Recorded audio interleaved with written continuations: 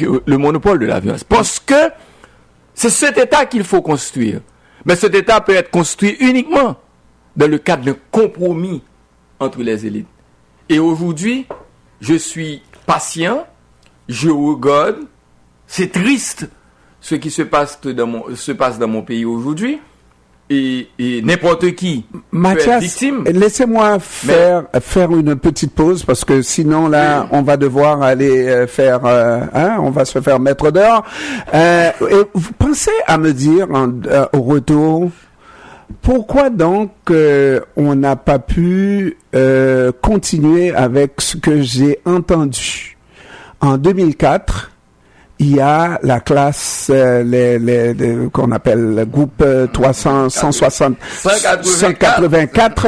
J'ai commencé à entendre un nouveau discours sur la question des classes en disant c'est impossible. Ce que vous venez de dire, qu'il y ait un niveau dans la population, une élite, n'est-ce pas, qui ne se reconnaît pas dans la masse, etc., tout simplement à cause de la différence de couleur, etc., etc.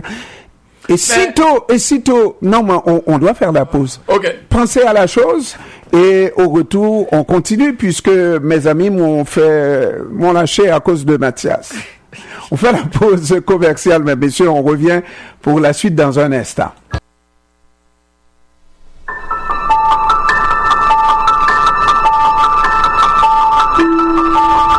Les enfants, le travail, les transports, on court, on se bouscule, on se salit, on s'insulte. Arrêtez tout. Le samedi vous fait grâce. Musique, littérature, sport, cinéma, analyse et commentaires, l'information sous toutes ses coutures, avec Jean-Ernest Pierre et son équipe, tout à meilleur goût le samedi. Grâce matinée, votre petit plaisir du week-end.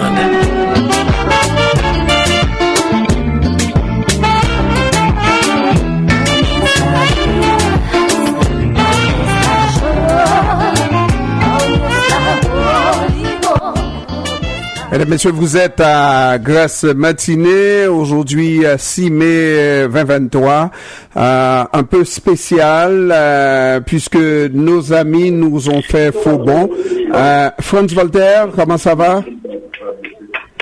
Allô, Franz Voltaire? Oui, mais parce que je pensais que ça allait là, donc j'ai pris un autre engagement. Oui. C'est annulé, Lee. Oui. Je m'excuse, mais j'avais pris un autre engagement parce que j'ai vu qu'il y avait un petit problème.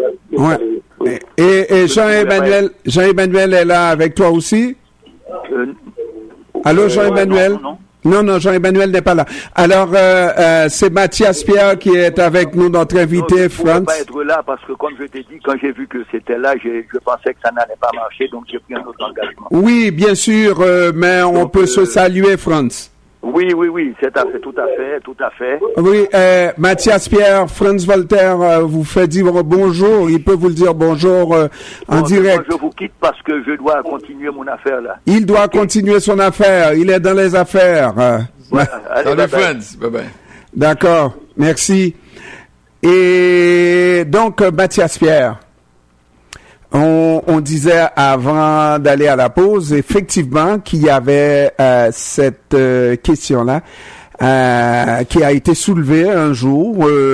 Moi, j'étais dans une assemblée où j'ai vu comment s'appelait le leader déjà qui portait le mouvement 186-187, APED, Andy APED, soulever cette question de noirs et de mulâtres, n'est-ce pas, qui devrait s'entendre pour un nouvel Haïti.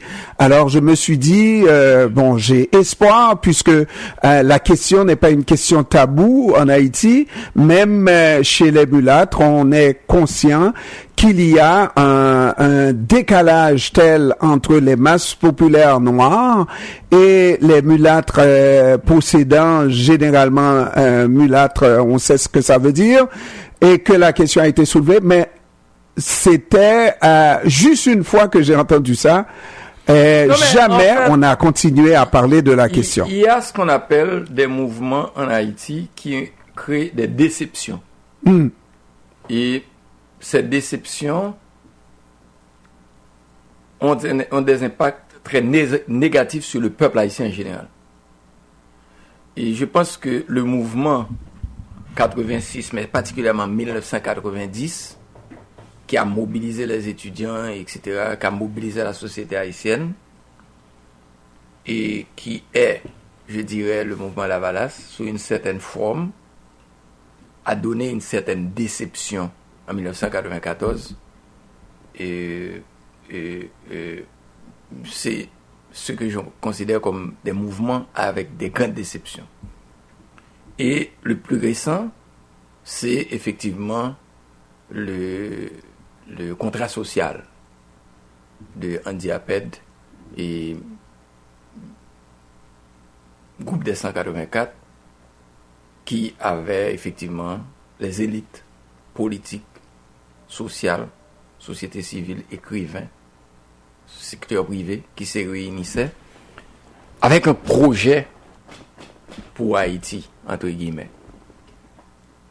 Et il y a même un livre, et le défunt Anthony Barbier, qui était directeur exécutif du groupe des 184, qui était un très bon ami avec qui j'ai beaucoup causé, et qui m'a passé ce livre, écrit par Tatiana Wa, sur l'approche qui devrait qui devrait avoir pour changer cette société. Et ça a été la déception totale parce qu'on utilisait ce discours pour renverser un gouvernement. Aveugler et renvoyer Aristide. C'était uniquement. Ouais. Et la force populaire d'Aristide était tellement forte. Et il fallait cet accompagnement de discours. Et je suis convaincu. Pour donner espoir à la population. Et je suis convaincu, j'ai fait cette analyse-là, dans mon ouvrage, là, je te donne le scoop, que tout ceci a été un complot entre les élites haïtiennes, savamment entretenu et mis en place. Une partie de l'international pour ne pas célébrer les 200 ans de l'indépendance haïtienne. Puisque 2004, le 1er janvier 2004, allait être 200 ans du combat contre le système esclavagiste et ce que ça représentait dans le monde. Et n'oubliez pas qu'il y avait un discours qui venait. Certainement, il n'y avait pas consensus autour du discours et de l'approche utilisée par Jean-Bertrand Aristide pour ce discours qui était le remboursement. Tu vois? Mais je pense qu'il y avait tout un complot pour éclipser tout ça. Et c'est malheureusement pour Haïti, à chaque fois qu'on arrive à ces carrefours-là, qu'on crée autant de déceptions, ça démobilise immédiatement. Mais comment se fait-il qu'on soit majoritaire, vous et moi, l'ethnie qu'on représente dans notre pays, n'est-ce pas, majoritaire, et qu'on attende que une question aussi importante qui fragilise cette société-là, sur laquelle la société au nom de cette théorie de supériorité, de race, que cette société vit des difficultés énormes de tout temps, n'est-ce pas? Qu'on attende que ce soit le mulâtre lui-même qui soulève la question sans qu'on prenne le leadership, parce qu'on est quand même majoritaire et grâce à Dieu, on a fait du chemin. Il y a de plus en plus de possédants dans cette société qui soient noirs, n'est-ce pas? De plus en plus. Bon, moi, je sont des intellectuels de plus en plus, et je crois, toute proportion gardée, qu'il y a beaucoup plus d'intellectuels noirs dans le pays que d'intellectuels mulâtres. Alors, j'avais un slogan quand j'étais candidat, originellement pas de condamné, et qui a agressé beaucoup de personnes. Et il y a un ami du secteur privé, mulâtre, qui m'a dit, mon cher Mathias, c'est pas tout même. On t'a senti m'agresser, même si t'as pas la voix. Comment on fait choisir un slogan comme ça?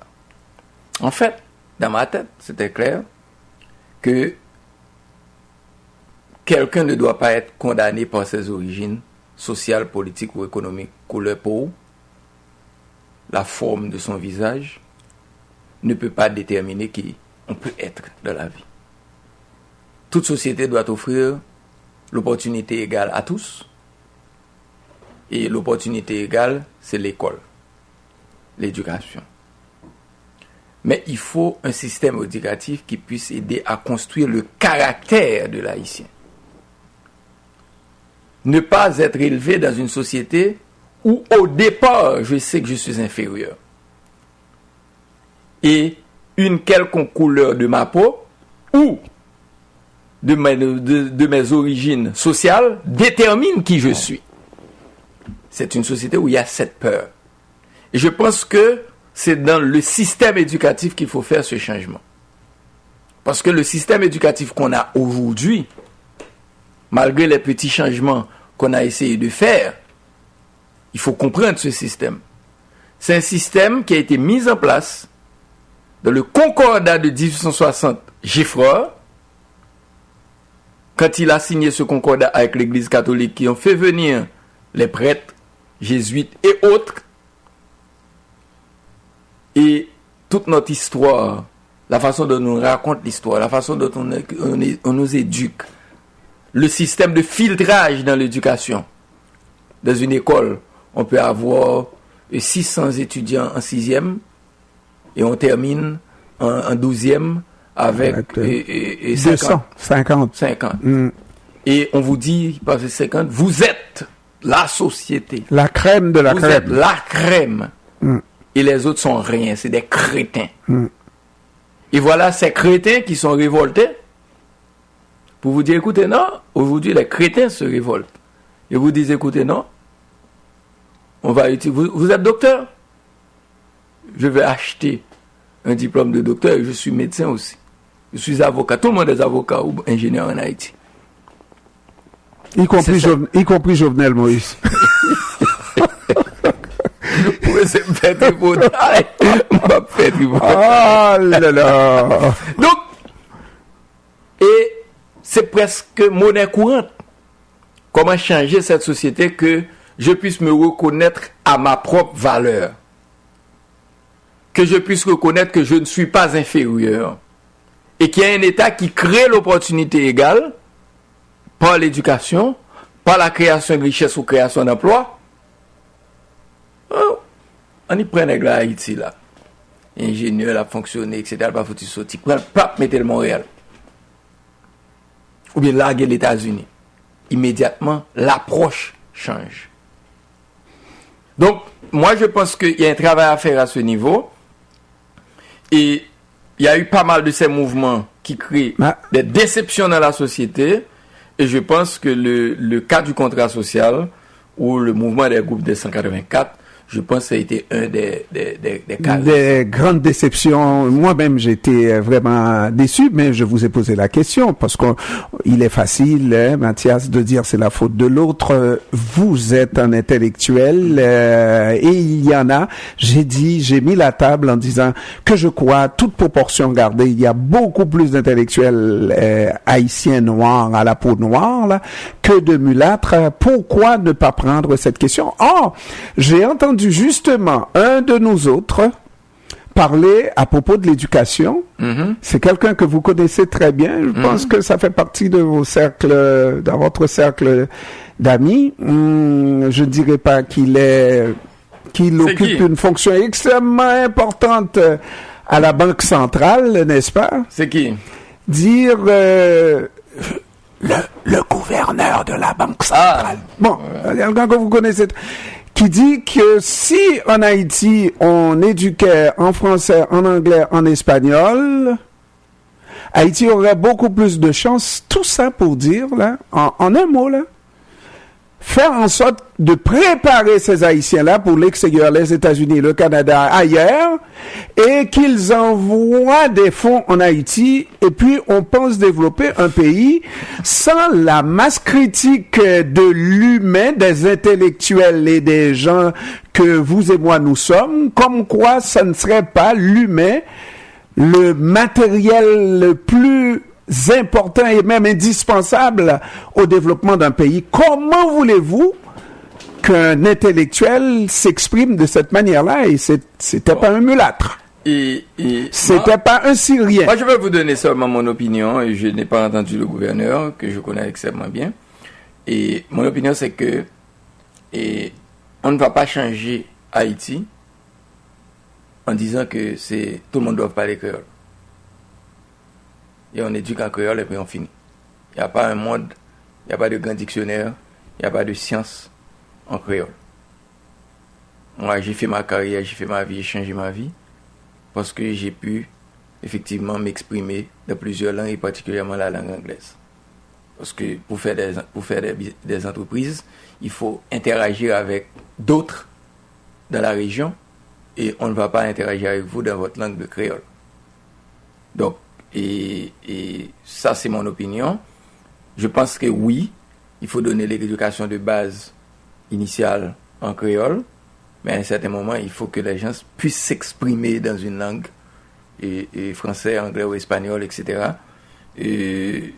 Ça ne me dérangerait pas qu'une langue comme l'anglais ou l'espagnol deviendrait une autre langue officielle en Haïti. Pourquoi? Parce que Haïti est le seul pays dans la région qui parle français et qui est enclavé.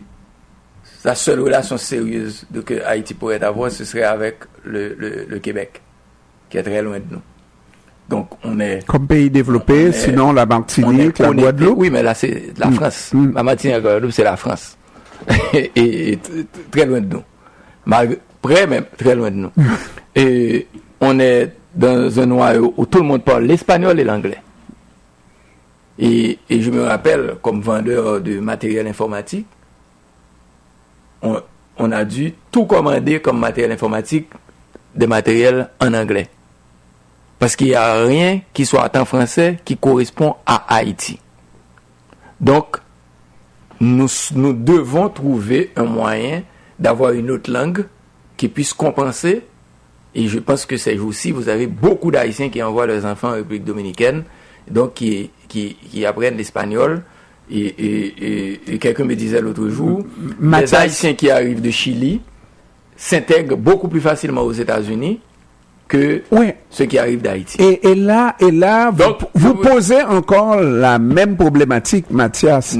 Comment voulez-vous, moi-même, non, comment voulez-vous, et nous connaissons tous Maurice Sixto, n'est-ce pas, qui vous a présenté l'histoire de l'agronome. L'agronome qui connaît toute sa science d'agronomie, mais qui ne connaît pas le territoire pour lequel il a été formé pour permettre le développement, parce qu'il parle empiricaïque, etc., mais ne connaît pas.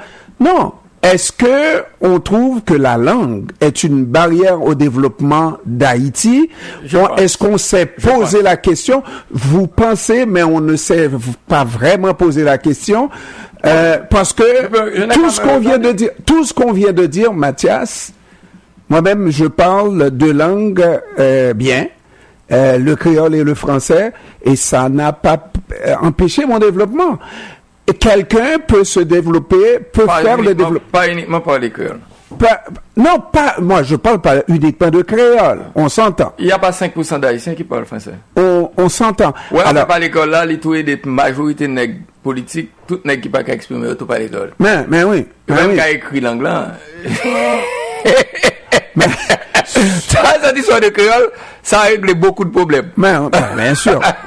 Et tout se dit à la radio, tout se dit. Bon, cela dit, Mathias, est-ce qu'il s'agit de faire une éducation, parce qu'on a posé la question de l'éducation, mais pour quel pays? Oui, il faut. Quel moi, développement, quel pays? Il faut. Quelle éducation? C'est l'élément clé à repenser pour Haïti. Et l'éducation et la question de la langue. La question de la formation, préparer la question de caractère, faut préparer les gens à caractère, et certainement et scientifique. Et moi, je pense que on peut voir facilement et comment et quand le pays, peut-être jusqu'à présent, et les jeunes qui étaient formés à l'Université d'État d'Haïti, et ceux qui étaient formés ailleurs. C'était deux choses nettement différentes. Et les jeunes qui sont formés, entre guillemets, dans les écoles congréganistes, avec une certaine structure, et les autres qui sont formés ailleurs. Il y a un type d'école. Mais aussi, il faut arriver à regarder le curriculum. Est-ce que l'on prépare des gens pour Haïti? Mais voilà. Ou on prépare des gens juste pour préparer des gens? Est-ce que on prépare quelqu'un pour qu'il puisse lire et pouvoir communiquer sur WhatsApp? Moi, je regarde quelque chose avec les jeunes Haïtiens en général, sur les médias sociaux. Ils réagissent, ils écrivent avec violence. Les mots sont des mots violents. Parce que c'est cette forme de communication qu'on connaît. Donc là aussi, je pense que c'est un point qu'il faut regarder. Donc Haïti, c'est un tout, c'est un pays à refaire. Et pour refaire un pays, il faut une méritocratie. Il faut des hommes capables. Okay? Le pouvoir au plus capable, au plus grand nombre, c'est vrai, mais du plus grand nombre, les plus capables. Alors, les plus capables, il y a... Non, mais il y a... Tu sais qui a dit ça? Il y a une difficulté, Mathias. Il y a une difficulté en Haïti. On va facilement interpréter le plus capable comme celui qui a été à l'école, qui sait lire, qui sait très bien s'exprimer. Mais on a eu toutes sortes de gens au pouvoir et qui nous ont laissés avec des déceptions. Oui. Et c'est un petit peu pour ça que vous l'avez dit tout à l'heure là. Celui qui n'est pas réputé être le plus capable parmi les plus capables, il prend sa revanche aussi, et la revanche est toujours violente au cœur de l'Indien, comme on dit, hein? En tout cas, je ne sais pas, donc c'est un plaisir. Alors, moi, non, Mathias, vous n'allez pas me laisser comme ça, là, avec la dernière partie de l'émission à faire. On va m'arrêter, oui. Après la pause, il faut qu'on regarde cette réalité que nous sommes en train de vivre au moment où on se parle. Oui. Hein? C'est une réalité brutale. C'est une réalité qui reflète, et malheureusement, j'ai honte de moi. C'est BK ou bien BC? BK. Pas pour Bécane. BK. Tu veux regarder avec moi BK? BOA. Bécane. BK. Alors, faut regarder la chose, et à ma honte, je dis que j'adhère à certaines conditions parce qu'il y a une violence qui ne peut être contrée que par la violence, malheureusement. Ouais. Il y a...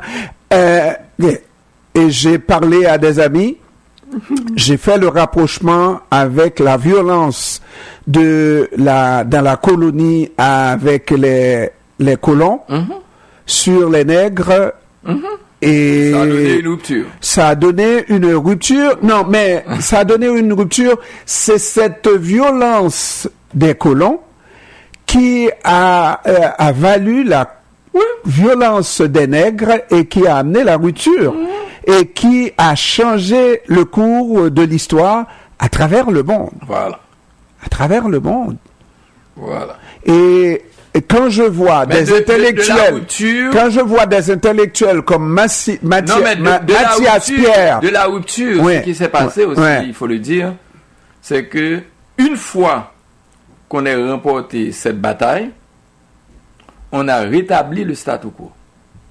Pas avec les blancs sur le même format, mais les élites mulattes et noires aristocrates se sont combattues de 1807 à 1820, décimer la nation, et en 1825, les Français sont revenus et reprennent le contrôle, et les masses sont restées aux mêmes endroits. Donc, comment ne pas refaire, après cette révolution, après cette ce chambardement pour ne pas remettre en place le statu quo avec certains petits changements. Cosmétiques.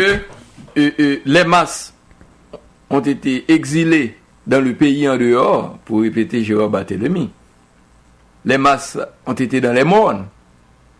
Il fallait l'autorisation d'un juge de paix pour que mon grand-père puisse laisser Grande-Rivière du Nord pour rentrer au Cap-Haïtien. Et si on vous avait surpris au Cap-Haïtien sans un papier, vous étiez vagabond et emprisonné. C'est le code rural de Boyer de 1826. Donc, il faut faire attention. Après les ruptures, s'il n'y a pas une mise en place, s'il n'y a pas une préparation, on peut retourner au statu quo. Et c'est le danger qu'il faut éviter aujourd'hui. Et c'est de la responsabilité parce que il faut savoir s'inventer ou inventer les systèmes d'une certaine manière. C'est la responsabilité des élites. Et à regarder la façon de faire ou je dirais cette façon de laisser les masses à leur sort, n'est-ce pas? Eh ben, ces masses-là ont pris leur destinée en main et maintenant que les intellectuels et les élites restent derrière et ne sont pas invités, mais il me semble que c'est à vous à prendre la tête du mouvement, à inventer le futur de ce mouvement pour qu'on ne revienne pas à la case départ. Tu dis on va prendre une pause et pour discuter. C'est la première fois que mon invité demande une pause, mesdames, messieurs. Non, je ne demande pas de pause, non. On va la forger, la pause. Non, parce que, en fait, c'est intéressant de poser le problème ainsi, mais j'évite toujours de... Le problème haïtien n'est pas un problème d'un individu. Certainement, il peut y avoir cette vision, mais si on n'arrive pas à mettre en place un système de confiance pour que l'on puisse comprendre, écoutez, la barque est en danger. Ça va s'effondrer. Allons-nous laisser la barque s'effondrer et nous mourir avec, ou nous devons faire tout